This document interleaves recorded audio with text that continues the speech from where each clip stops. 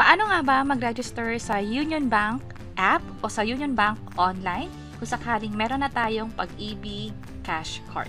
By the way, kung first time mo sa channel na to and gusto mo pa ng mga online tutorial videos katulad nito, please click the subscribe button. Maganda mag-register sa Union Bank app para nga naman ma-access natin yung bank account na nakalink dito sa Pag-ibig ID o yung Pag-ibig Loyalty Card Plus. Isa itong valid ID na bank account pa. At pwedeng powered by AUB or Union Bank. Depende sa nakuha ninyo doon sa Pag-ibig branch. At ang maganda niyan, pwede nyong maset yung PIN code ninyo gamit lang yung app. Ito yung Union Bank app.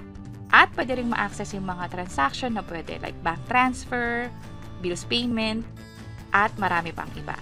So ngayon, ang gagawin natin ay magka-sign up na tayo.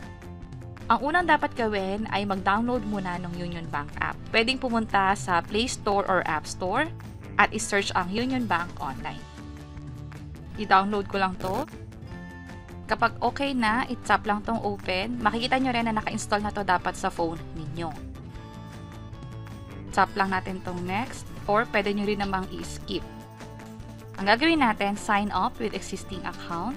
Ito yung terms and conditions. Meron ding privacy policy. Ang gagawin na natin, diretso na tayo sa I agree. Pili tayo ng account type. Ang pagpipilian ng ATM card, account number, credit card, loan, card reference number, or prepaid card.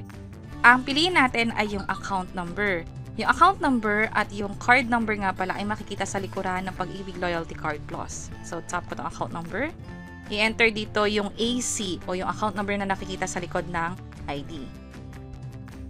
Kapag okay na, i-tap itong done. Tap ko itong next.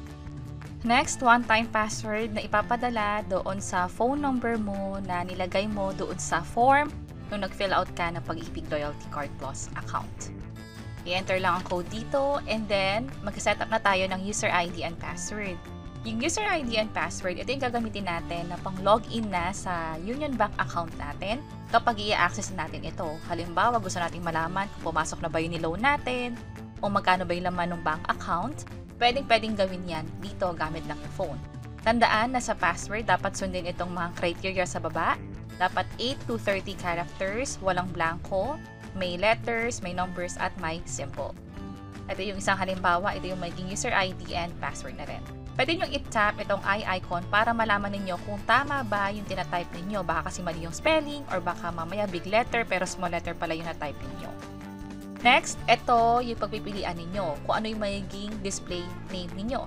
Ito yung pwedeng full name or yung parang initial lang or nickname. Kapag nakapili na kayo ng isa dito, i-tap lang yung next at mapapansin nyo, ito na yung confirmation. Welcome to Union Bank Online. I-tap lang tong continue. Enable notifications kung sakaling gusto nyong makareceive ng parang update or notification sa phone ninyo. Pwede nyo itong i-enable or pwede naman yung not now. And then, pwede nang pumunta sa dashboard para ma-access yung mismong account. At ito na yung Union Bank account. Kung mapapansin nyo, nakalagay dito Pag-ibig Loyalty. Andito yung name ko and then yung last 4 digit nung card ko.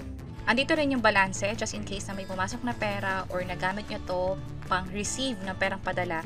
Makikita nyo siya dito. Pag sinap natin yung mismong account, sa bandang baba, makikita yung transaction history. Also, may mga iba't ibang features dito katulad ng pagpapadala ng pera, pagbayad ng bills, load, pagdeposito ng cheque, at pag-activate na rin ng card, at may mga iba pang pwedeng explore dito. So, pwede nyo nang i-check itong app ng Union Bank. Also, may ginawa kami step-by-step guide kung paano nga ba mag-set ng PIN code para doon sa Pag-ibig Loyalty Card natin. Yung cash card, pwedeng magamit pang withdraw sa ATM na machine. At pwede mo lang gawin yan kung sakaling merong PIN code. Pwede nyo nang i-check itong video sa baba or yung link ay nasa description below.